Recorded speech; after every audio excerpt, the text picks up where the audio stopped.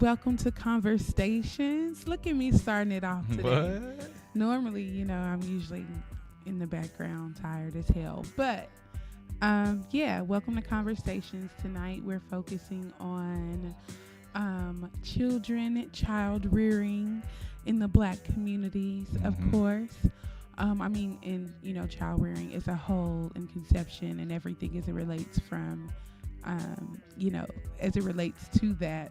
Yep. But what's up, Devon? How you been?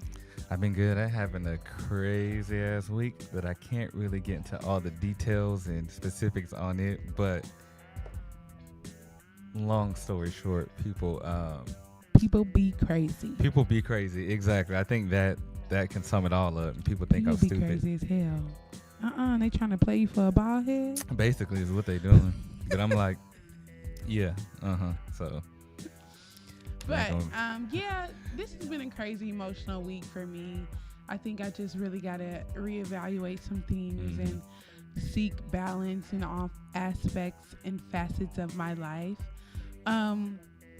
But weirdly, strangely, I've been a little bit more vocal about my open relationship just because I think people just be living their lives, I don't know, unhappily just because of societal norms or whatever. So I've been a little bit more vocal about it lately. So recently, some of my friends were on Facebook and they were talking about some stuff earlier today. And I reached out to a friend that I've been friends with for a good 10 years. Yeah. And I was like, yeah, girl, I'm in an open relationship or whatever. And we do this live podcast recording type thing called Meeting of the Minds that we've done before. I've been a part of it for a couple of years. And so I was like, hey, I'm willing to talk about my experience with open relationships or whatever. Right. And she was like, oh, okay, cool. And she then was just like, so I didn't know you were into girls or whatever. And I was just like, where did I say I was into girls? Right. I was like, in college, I dated a couple or whatever. But I was like, for the most part, my situations, if you will, have been with men. And but I'm typing this in Messenger, and so she's like, oh, I didn't know you dated girls because I've always thought you were attractive. And then I was like, wait, what? Oh, now she's trying to be like, what? so can I get a shot? So it was just really she was really telling me how attractive she thought I was, and I was just like, what the hell, girl? This wasn't what that's about. And so then when I sent the message, finally finished the message saying, oh, I'm interested in, if you need somebody to talk about it or whatever. She was like, oh, girl, my bad. And I was just like, yeah. Right, you totally. But that's funny because kind of like what we talked about a couple episodes ago, people have a misconception about what an open relationship is. They think you just mess with everybody. And I'm just like, no, I am so picky with certain things. And it's not even picky, I think, in the ways that people think about it. It's more of quirky stuff. I mean, you have just like any relationship, you have your specifics that you want out of your relationship and certain things that exactly. So it's not just because I have a vagina and you have a penis, we should be having sex. So I'm in an open relationship. We're compatible. It's none of that. Yeah, it's crazy. On the last episode, we had taboo relationships, talked about open relationships, and we're kind of ended on, we're starting to talk about how, almost like how people kind of ostracize homosexual relationships. And I'm like, they're people too. They want to have children as well as anybody else, and, they can get married now. I know, of course, two of the same sex obviously can't together procreate. Right. But, there's always the option for adoption as well as in vitro fertilization, IVF, and different things like that. So it's allow people to do them that way.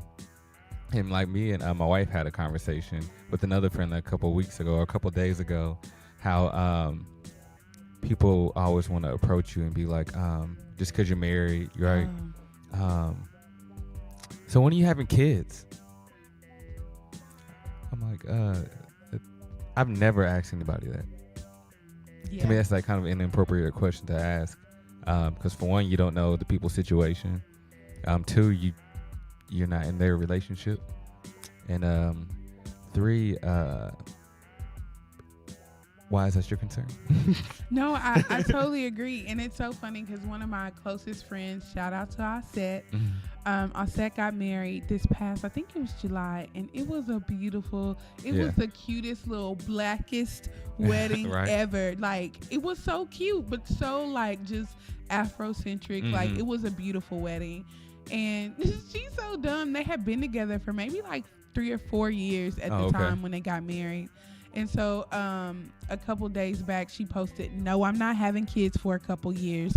Stay out of my uterus. Take care of yours or lack thereof or whatever. You got baby money? You want to stretch your vagina? You birthed in my child? Goddamn. This is quite possibly more annoying than planning a wedding. Be blessed." So that was like, you know, her Facebook post. And I can't imagine how that feels. Right. You know, just... It's like, damn, do you know how expensive a wedding is? You didn't pay for my wedding. Right. So then to think just because we're automatically going to jump into, having children, like, who are you to assume that? And who are you to assume that people have to have children because they're married?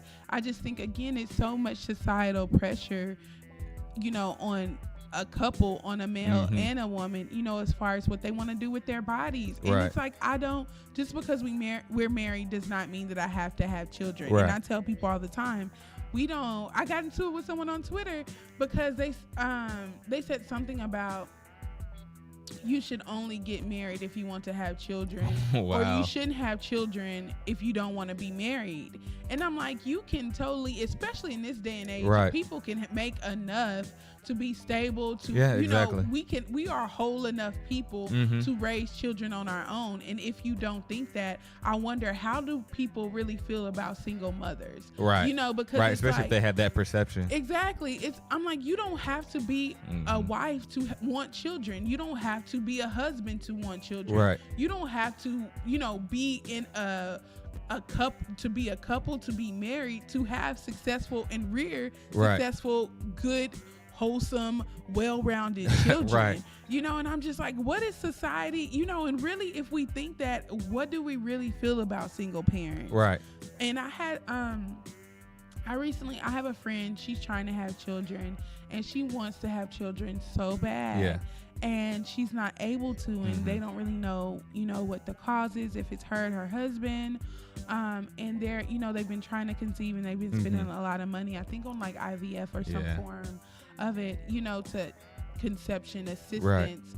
And I just feel, I feel for her. And for me, I'm just like, it wasn't necessarily easy, but I have 2 children, and I love my kids, but I also know that not everybody wants children. And I think for me, having and carrying children, I never wanted kids personally.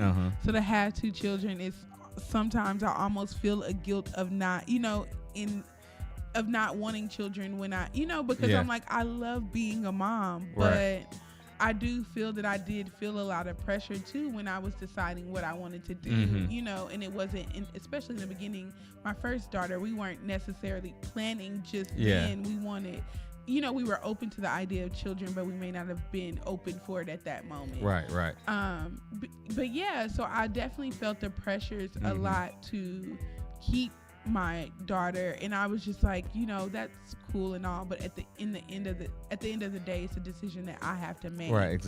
And I think after that, I said that I wanted to be, I always said I would want to be someone's surrogate. So I said I want maybe at most 3 children that I physically have. And if I'm ever a millionaire, I said I would adopt. But I can't. I don't like kids enough to do it on my own. So I would need to make enough money. I need a nanny or whatever. But I love kids when I'm loving kids. But I'm also so career driven that at times I'm like, all right, mommy got it. But I've always said that, like, just being pregnant was some of the happiest moments of my life. So I'm like, I would love to carry a baby for someone else and like gift a woman with something like that, because I know so many women who like, I know women who shouldn't be mothers, Right. and then I know so many women who should be and Right. who long to be. Mm-hmm. And so I would love to help a woman in a journey like that, you know. Yeah. So and especially what you just mentioned, your friend. So Tia and I can't have children naturally because of me, and I'll admit that. And there's a lot of guys and people who won't. So it's on my end on the reason why we can't. I wasn't born with something, whatever. I ain't no doctor, so I ain't even going to explain all that. But so it's really on my end why we couldn't. So like when we were trying, like, you know, like we would go to the doctor and be like, hey, you know what's going on. So eventually we figured out and went to the doctor and found out that, you know, it was basically on my end and not hers. And IVF is hella expensive. So we, the job I was working at before, and we tried it, it cost us a lot of money, and like too much money, even though we had insurance. But they didn't cover the medication. So the medication came out to like over $3,000. And of course the medication's expensive because that's taxing, of course, on your pockets, and then on your mental, because it's like you're trying to do all this work to have these kids, but you're coming out all this money that, you know, we could barely even afford to really even do. So we like taking out loans, and I think like through the doctor's office, they had a company that they went through that they offered like loans that helped pay for some of the medication as part of the procedure. So that's like all that was like super expensive, and like it was stressful. But then, you know, we done it twice. So the first time, you know, it didn't make. So it's like it was frustrating because it didn't. And then, like I said, thinking about all the money we put out, and like I said, it didn't work.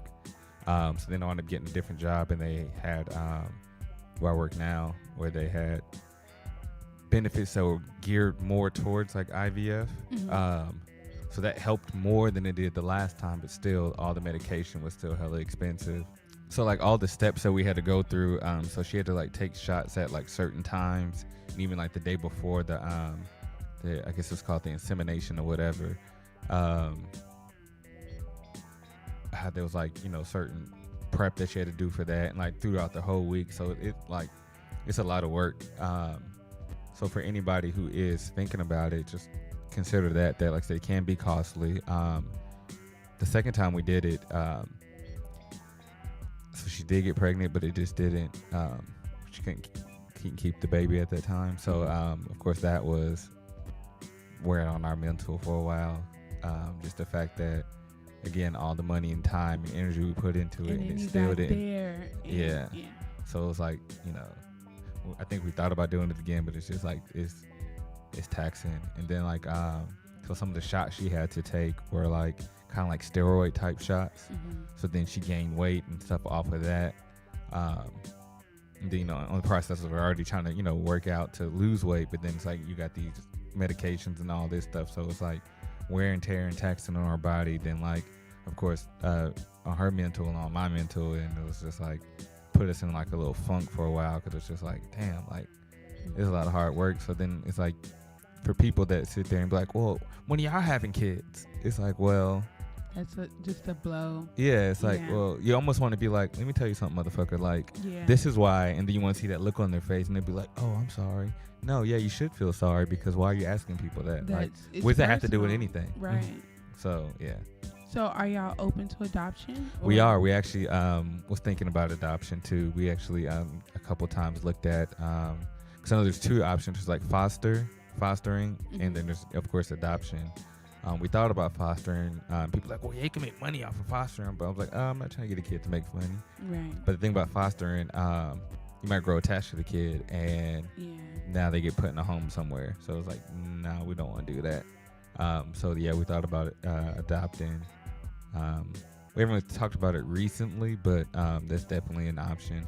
We even thought about still, like you said, kind of mentioned having a surrogate as well. But yeah, it is something that we're taking into consideration. Yeah, I've thought about it for sure. I'm just like, I just would love to give like the gift of life, because I just remember how I was being pregnant, and I just loved being pregnant and having a little baby. But I often wonder how is the transition afterwards, because it's like you carried this baby, Right. and then I know with my babies I gained weight, and then I'm like, then you have to hand over this baby, and the baby isn't yours, you know. But I think that's a little bit different with adoption, where I feel that it might be harder for me with adoption because I know that in my mind, in my heart, that biologically that child is mine, Right. you know. But whereas a surrogate, it's not, you know, it's not, Right. So I think for me it's just kind of like, okay, had your baby, here you go, Yeah, you know, as opposed to I'm giving you my baby, you know. So I often have wondered about that, but yeah, I'm glad y'all are open to different things for sure. And I just really think just in society we try and act like it's so important to biologically father or, you know, birth a child, but how important is it really? You know, I think in terms of nature versus nurture, I think if we think about how many men, women have been, you know, reared by parents, you know, step parents or whatever, who were great parents. Exactly. So what does it even mean that you didn't, you know? Right, exactly. So, yeah, I often wonder, like, you know, what people, how they feel about that, what they really think about that, because I just think it's so trivial. It's so unnecessary. It's too many children, too many unloved children in this world, you know, and why not, you know, why not? I don't know. And some people, I've heard people say that, well, I'm against adoption because what if the kid is this way, or they basically they're thinking they don't want to adopt kids because they feel like, what if your son is autistic, or what if you get a child that I was here a serial killer? What if they're this? I'm like, first of all, you got most of the serial killers and all these kind of crazy people that they're trying to think of the foster kid or the kid that you're adopting. People who grew up in 2-parent homes and perfect life are the ones who are the craziest people out there. So it's like, don't, you know, blame it on that kid. But it's like, yeah, these kids and these either foster or like I said, they need adoption, or they didn't ask to be in that situation. So it's like, if you can, you know, help a kid like that, then why not? Yeah, for sure. But no, I think you're totally right. Like, I think we really need to be cognizant of the things that we ask, that we, you know, even in our small talk, because so many times people say unnecessary shit in small talk because you had nothing better to say. Right. You know, and it's just, oh, we're a couple, you're a couple, when are you having kids? Right, yeah. You know, it's just like that shit. Like, you can talk about so many other things, you know, but why make someone feel that pressure? And why even pry? Like, we know how expensive children are. Right. We know that that is a lifelong decision. Yeah. Why are we so concerned on the timeline of someone else's womb and penis? Right. And that's the thing. Exactly. Like, you're not even considering the woman's womb. It's like, okay. It's like, when are you going to go through 9 months of labor and go through this pain? And why haven't you done it? It's like, okay. Like, what the hell? Did you actually enjoy the birth giving part? Exactly. And I mean, they say 9 months, but technically it's 10 months. Right. So I had my first daughter at 42 weeks. I was 10 and a half months pregnant. You can kiss my ass if you ask me when I'm having another kid. Right. And then it also pisses me off because I was telling my friend who made the post, I was like, and then don't have one, because then they asking you when you gonna have another one. Exactly. And then don't be a married couple living in an apartment, because then it's when you buying a house. Right, yeah. It's like, are you in my damn pockets? You know, to really just be able to make those decisions for me. You know, really, it's just like, what the hell? But like 10 and a half months of my life, right? Yeah, at times in my pregnancy, I was like on cloud 9. Right. But other times, I'm like, God damn, yeah, I feel like an elephant. You know, elephants are pregnant like 2 years. I'm like, this shit ain't gonna end. I keep blowing up. Like, I felt like the little blueberry on the Willy Wonka. Yeah. How they just, you know, wasn't it the little boy or was it the little girl? Because I forget. In one of them, in the first one, it was, I think, a boy. And yeah, in the old school one, yeah, I think it was a little girl. Yeah, you're not about to have, like, nah.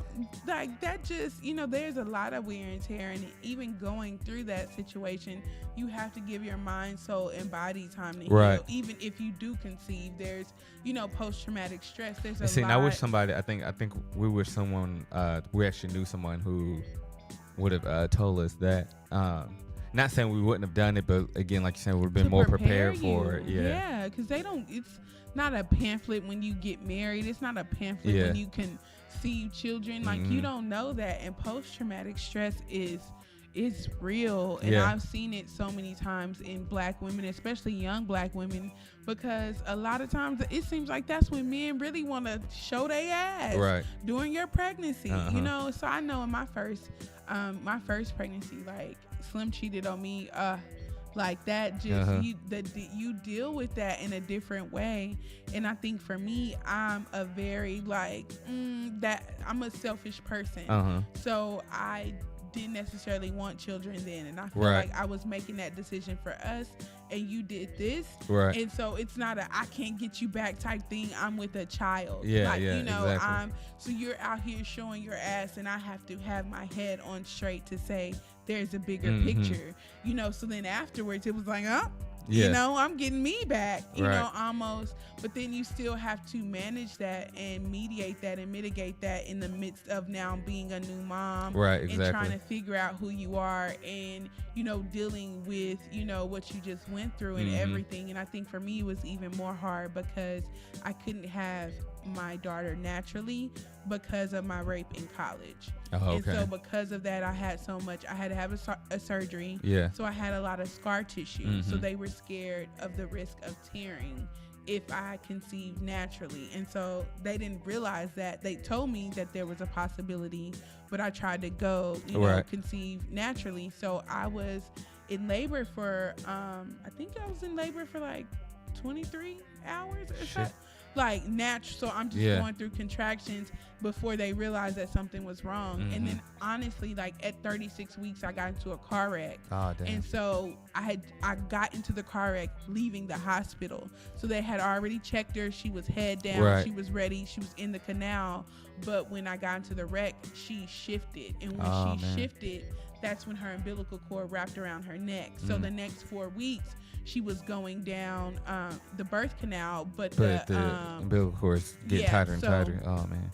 They didn't realize in my pregnancy or whatever, I started dealing with sciatica. So after when she shifted, she was on one of my major, you know, I think arteries or whatever in my leg. So then I started losing feeling in my leg. I'm calling my doctor and telling him, I got into it with my doctor because I'm telling my doctor, I can't feel my legs. I can't walk. And she answers, well, what do you want me to do? What the fuck? I'm like, what the hell? So I'm losing feeling in my leg. You know, I just got into a wreck. I'm not, you know, knowing what's going on with my baby. And so then I'm in labor for 2 days, and they realized something was wrong whenever I would, like, they had to, I forget what they did to speed up the process of labor for me. But then they started turning me on my back. So for the most part, I was lying on my side. When they started turning me on my back for me to actually conceive, they noticed her heart rate start dropping. So I couldn't be on my back more than like 30 seconds before her heart rate was dropping to like brain, like, no, her oxygen levels were dropping to like brain damage levels. So they then said, okay, we cannot do this natural birth. So for 2 days, I've been in, you know, having, you know, contractions and everything. And then you realize now you have less than an hour for an emergency C-section. So then I had to, you know, get the epidural. They had to rush that. So I still had a lot of feeling when they're doing the emergency C-section. Like I could still feel them. I could feel them cutting me.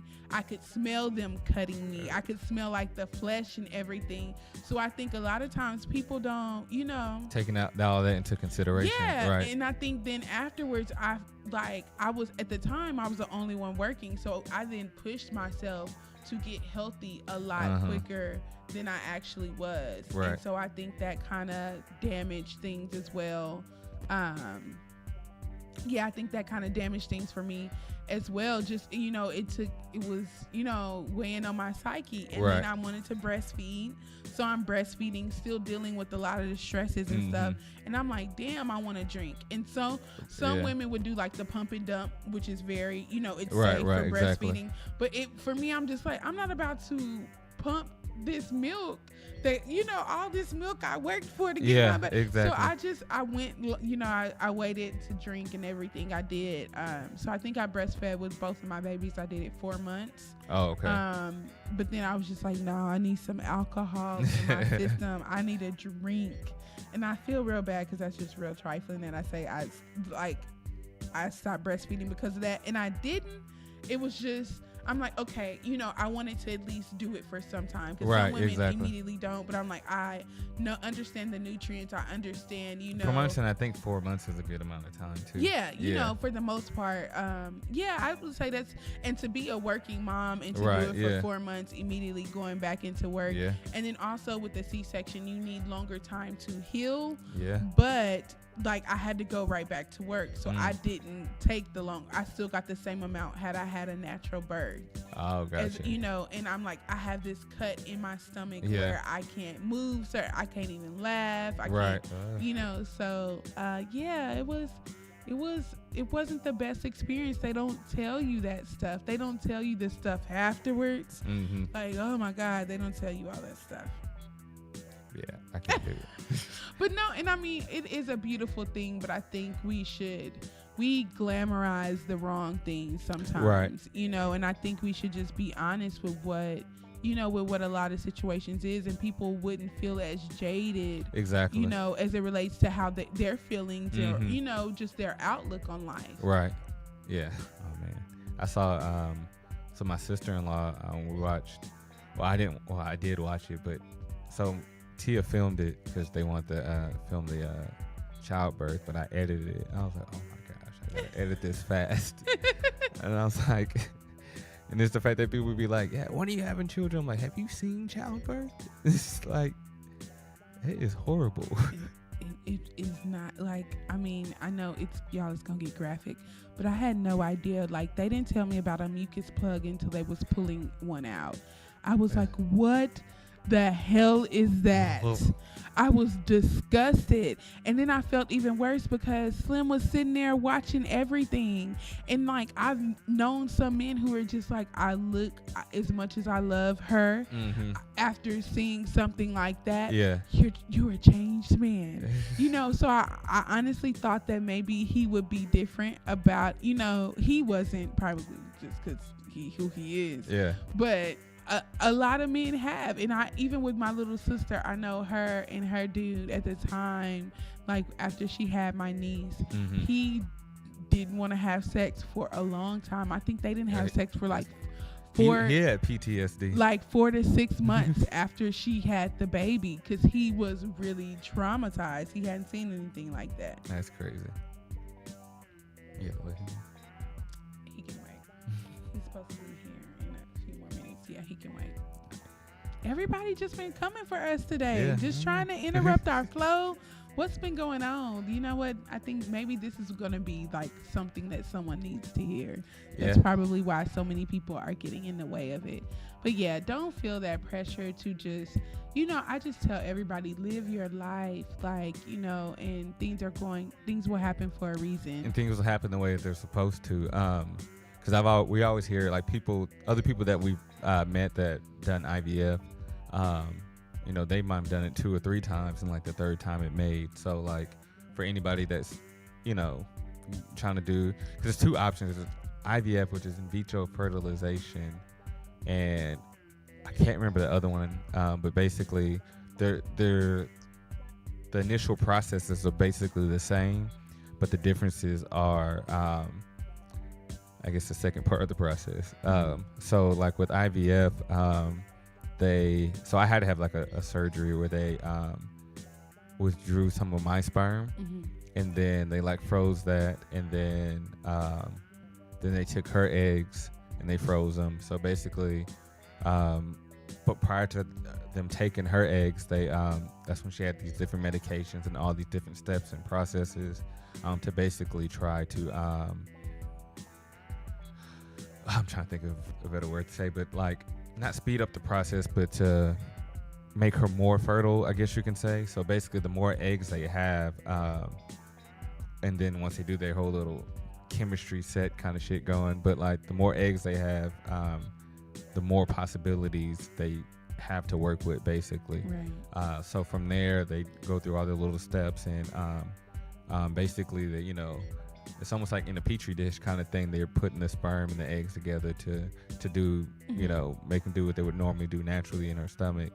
And then I guess once she gets to like a ovulation time or whatever, it's when they do the surgery to actually put the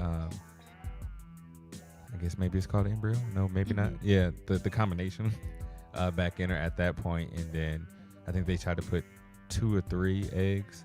And you hear about those like stories where somebody had like centuplets and stuff, but basically our doctor, he was like, they usually don't like doing 3. They usually at most will do 2, but it was like if the patient really wanted 3, they'll do that, but they're not trying to do more than that, because it was like there's the possibility of the egg splitting, and that's how, of course, you get twins and stuff. So there was like at worst if they put 2, then you get up to what, like 4, right?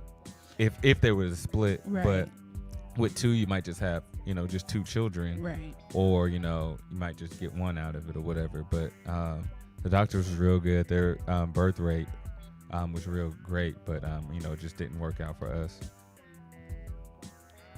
Yeah. So what do you feel your next steps will be? We'll probably adopt, because here in 2019 we got a lot of different plans for how we're doing with our work and our jobs and all that. So we plan on traveling a lot more. So like I said, our next steps, if we move forward like that, would be adoption. Because we have like a lot of nieces and nephews and kids that we know that sometimes we mentor and like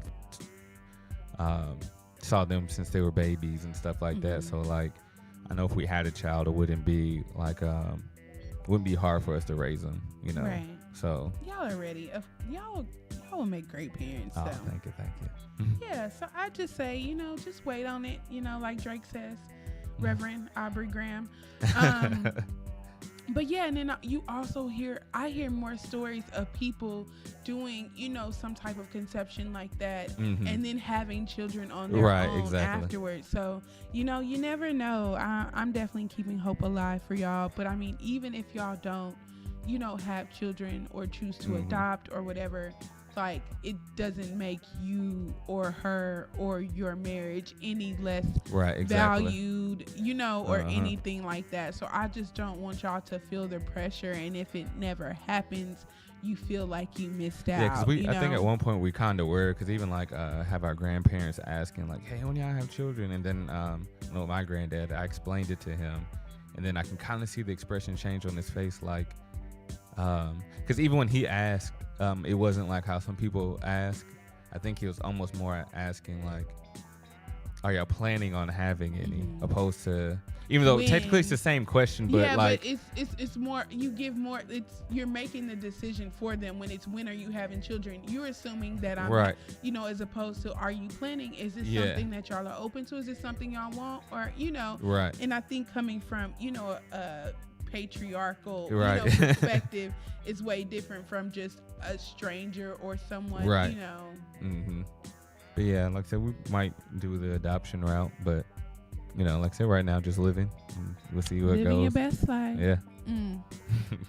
I feel that. But yeah, I don't know, what else, you got? Well, I've been wanting to introduce my wife, Tia Boyd of Tia Boyd Photography. She's been brought up on several other episodes as well, but I want to bring her on so she can also express how she, her experience and how she kind of felt with when we're going through the IVF process. But before that, as I always do with you, Key, I'd like to ask you, Tia, my wife, so how was your day today? My day was awesome. My husband. It went well. Work was work. I have 18 days, so yes. Yeah, she's making that transition like you did, Key. Yeah, so going to work now is like nothing like before, when I thought that I needed them or I felt that I needed them. So now going to work is like, yeah, I'm here. I'm gonna do what I can do. I ain't gonna stress about it. Going through the process. So yeah. It was fine. How was your day? Yeah, you already talked about my day, but yeah. So like I said, if, I'm sure you was listening from the studio. Ain't no studio. No one knows where we're at. But anyways, I know you was listening.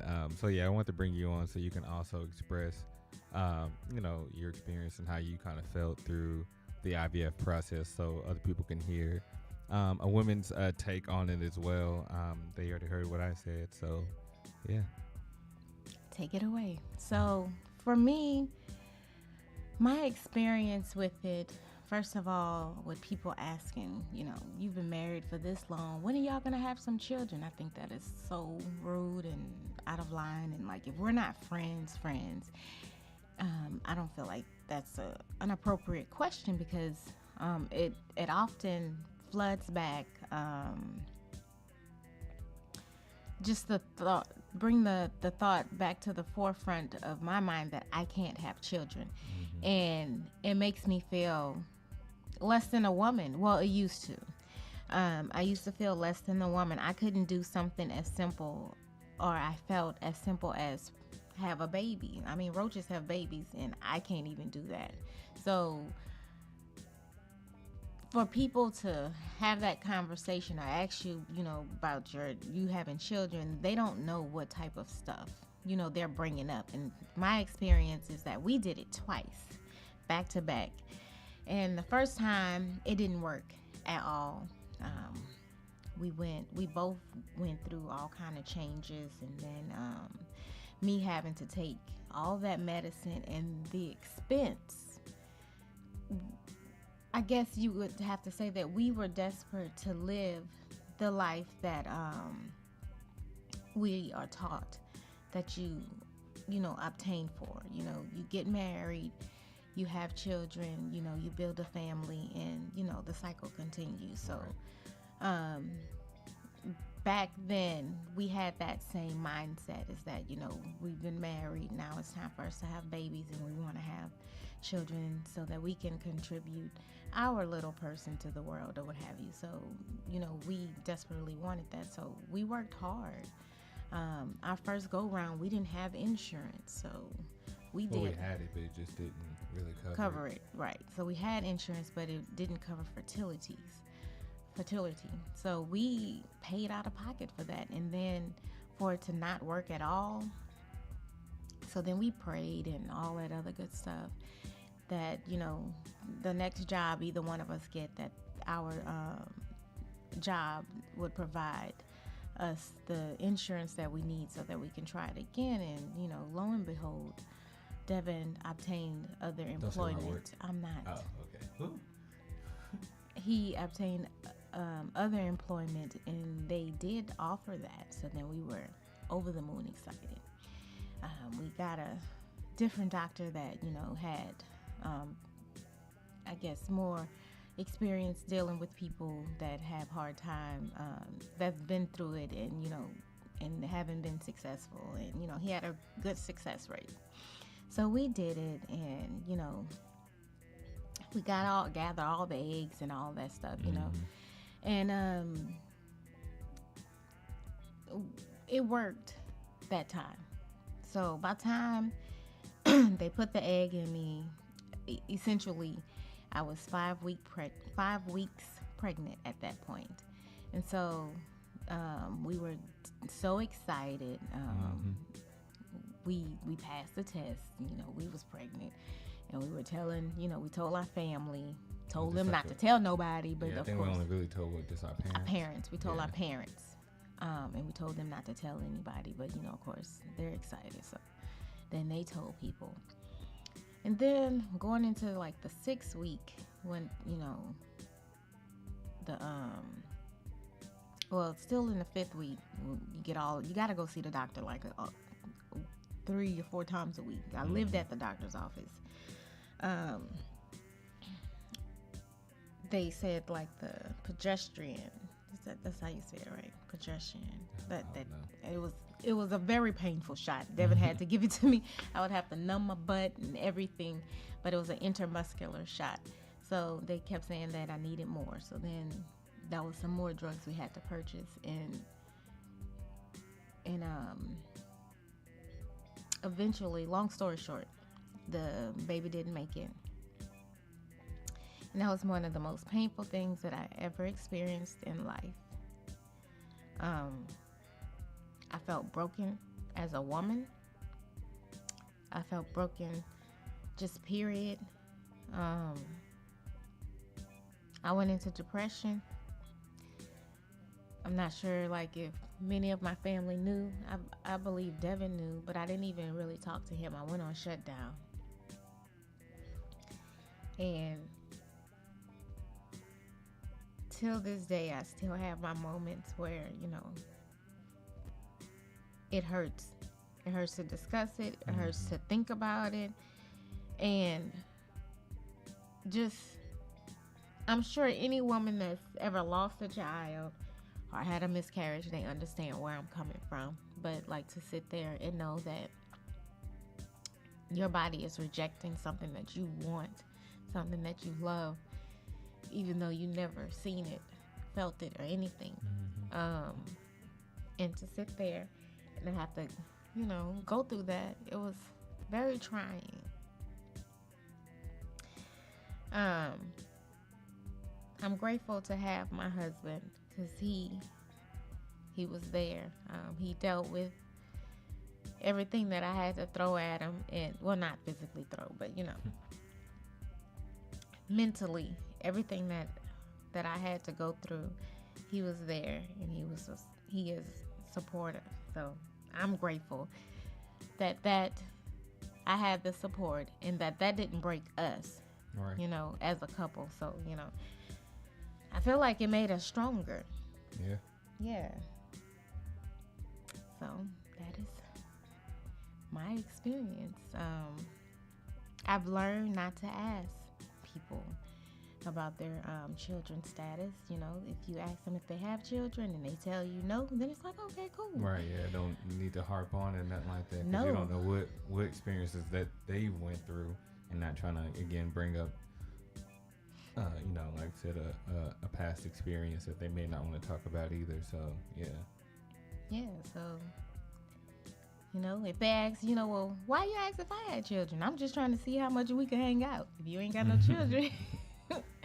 then, we could be fast friends or what have you. But, What's crazy? Like, it seems like when we were, that time frame that we were going through all that, it seems like every movie we watched, it seemed like you always had somebody, like a married couple who was going through some kind of hardship with, with a baby process, or like I said, like infertility, or I guess infertility issues. It seemed like a lot of movies, or like you'd hear about on radio or something. It just seemed like it was always being thrown in your face, like constantly. It's like, damn, like we're trying to move past it, but then we just keep seeing it over and over everywhere. But then it made me kind of realize too that how common it is, and it's not like we were a rarity. So there's a lot of people who've been going through this. Not saying movies dictate, reality anyways, but I mean, if it's in a movie that frequently, then there is a point, there's a purpose, because it is a frequent thing that's occurring. right. So yeah, I mean, like I kind of said previously, talking about it more and more, even though seeing it in the movies was kind of irritating, but like seeing that it wasn't that I'm not the only one going through it, Right, that you're not that the only one. Yeah, It's pretty normal. Well, as normal as I guess it could be, but we're not special. I mean, we are special, but we're not special that we are, this is exclusive to us, that it's an issue. And a lot of young people do have issues conceiving. And I did not know that until it happened to me, and I did the research and things such as that nature. Because in my mind, like, yeah, I'm going to be married by this age. I'm going to start having children by this age. I'm going to be done having my children by this age. And children, I felt like children was probably going to be easier for me to do than getting married and finding a husband. So it's like, I felt like, all kind of people a lot of people I feel like shouldn't have no children got children. So I Right. just like, well, it's gonna happen for me. And when it didn't, I felt like a disappointment. Like I can't even produce. I can't give something to my husband. I can't give my parents, his parents, grandchildren. I can't leave a legacy. I have nothing. I have no one. Like, not saying that your children are obligated to take care of you when you get old, but like, that's kind of a safety net for like people. I don't have, well, we don't have that. Right. So, I mean, we live the healthiest life that we can so that as we do get older, that hopefully one day we don't need people to see after us, because we don't have that. Not to say that people with kids gonna have it, because the kids could die or the kids could not like them Right. and not take care of them. So those were that was my mindset back then. Like, that's what I was supposed to do. And so now that I've moved on from that, I'm cool with it today. I'm able to enjoy my niece and my nephews. I'm able to enjoy my adopted nieces and nephews. And I have children. I have lots of children. I have all the children and none at the same time. So I'm pretty blessed. Yeah. Yes, we are. But yeah, I'm glad I was able to finally get you on the show.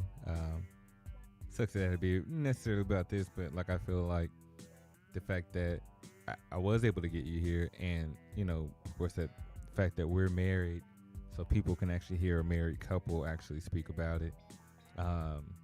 Because one thing just to hear me just talk about it, or even if it's just you talking about it, but to hear both of us actually talking about it, I think can help a lot of people. Like I said, like the kind of point of conversations is to have these kind of conversations that are challenging to have, but it can be kind of therapeutic as well, because as we express it, kind of helps us get past it a little bit more and more, as well as there could be another couple out there, and I'm sure there is another couple out there, or several couples who are experiencing the same, and this might actually again make them feel like they're not soloed out with this, and that they can get through it, and that there are other options. So, did you have anything else you want to express, my wife, Tia, of Tia Boyd Photography? If anybody is out there and, you're going through this, just know that you're not alone. There's all kind of help that you can seek. And we tried it twice. I don't feel like that I can do it again. Honestly, I feel like that might actually break me. That might be the straw that breaks the camel's back. So for me, I don't want to do it again. But for those that want to continue to try, just never give up if that's something that you just truly want to achieve. And just know that you may not have physical babies that are your own, but you have babies. You have people that love you, and you have,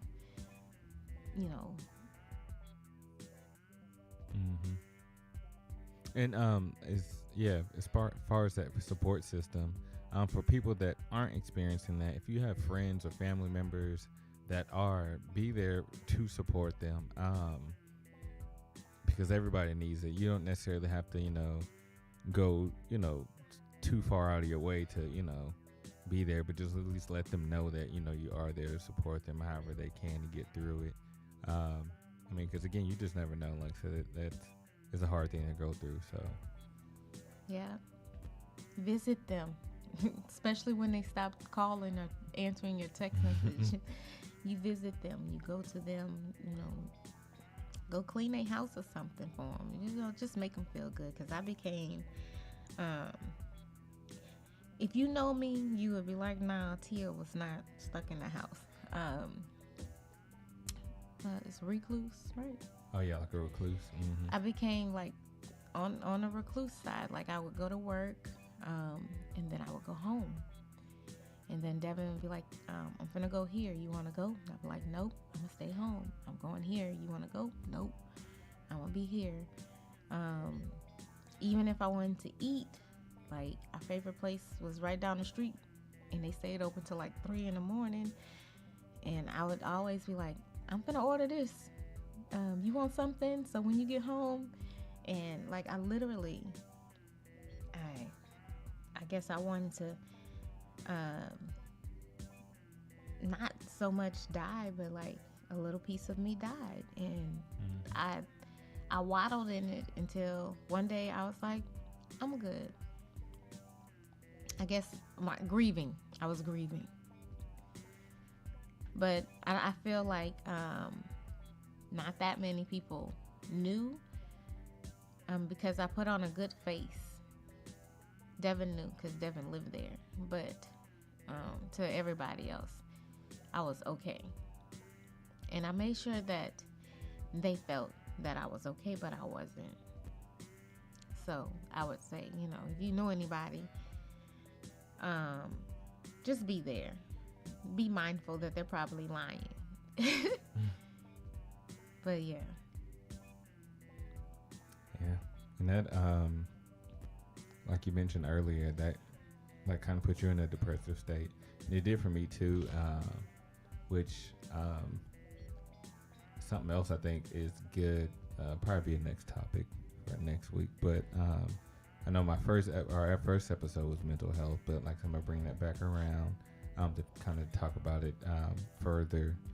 But yeah, like people do go into depression over things like this, because essentially it's like a PTSD type of thing. It could definitely be a traumatic thing. So again, like I said, be there for support, because you never know what people are going through, and let them know that you're there for them. That way they can know that they have a support system to help them get through it. But other than that, like we've been really wanting to express that, and let other people know how we felt about it. And thank you, Tia, for coming on. Thank y'all for having me. I hope this is not my last time. Oh, no, you'll be back. You'll be back. I got something to say. Oh, yeah. That's Tia Boyd Photography. We actually just looked that up, Tia Boyd Photography. You can find a lot of her images on social media. If you go to tiaboyd.com, you can link to our social media from there, as well as be on her webpage. But yeah, like I said, we just want to definitely express that, and because a lot of people don't even know that. I know there's probably some family members that don't know that about me, and I feel like because it even took me a while just to even get past it, because I'm like, damn, I can't provide my wife with children. And then you got all these people like, when are you having children? I really be wanting to blow up at them, but like then I'm getting like real emotional and all that, so I'm like, nah, I'll chill. But for people listening, if you do ask me and you didn't hear this, I am gonna blow up at you, because I think I'm at the point. You might get punched in your face. Right. But no, like every time, like, and when I started to explain it to different friends and family, like each time I explained it helped me kind of overcome it a little bit more and more. So even now saying it helps, because like I said, this might be helping somebody else, that another guy, because again, like that pressure of society, you need to provide for your wife. So you got people who will say some crazy shit like, oh, you can't even get your wife pregnant. It's like, oh, okay. So now if I cut your throat. That before? Not to me, but I've heard people say shit like that. And I'm like, wow. About you? No. Oh, okay. Oh, yeah, because I would have. Right. But I've heard, comments made like that. I'm like, but I'm in the same situation he is. And you don't know. Yeah. So it's like, okay. But yeah, people be real inconsiderate. And then they would get mad at you if you were to blow up. Well, I didn't know. But why the fuck you say that, though? Like, why is that something you have to know about me in order for Hello, us I'm Devon. I can't give birth to children. And I'm an artist. How are you doing? Like, what? What kind of conversation is that? You're absolutely right. But yes, hopefully this helps someone. I know in our last podcast, I was able to at least, inspire Devon's wife as it relates to her putting her 2 weeks in at her job. Yeah. I don't know why. Don't be inspired by me. I don't know what the hell I'm doing. Let me say that now. But yeah, I would say things are working out for me right now, looking up, even though I did leave my job. Yeah. So yeah, I actually got called from someone who is very high up today, and they asked me, hey, like, you know, I want your input on this. And I'm like, you know, I'm not no longer with the company. Yeah. Oh, word? Let me see where I can fit you in Well, with a job here. Cool. You know, so I'm like, I already got some options in the making Right. and stuff if I want to go back to that life. Mm-hmm. But right now I'm feeling cool, like, you know, managing my own expectations, managing my own projects and things like that. So I'm definitely thankful for that, to have that opportunity. Oh, that's awesome. Yeah, I'm gonna be like y'all, you and Tia, when I grow up one day. Thank y'all for tuning into ConverStayShuns. Yes, ma'am. Next week, we don't know what we're talking about, so just tune in. Yeah. Peace. Peace.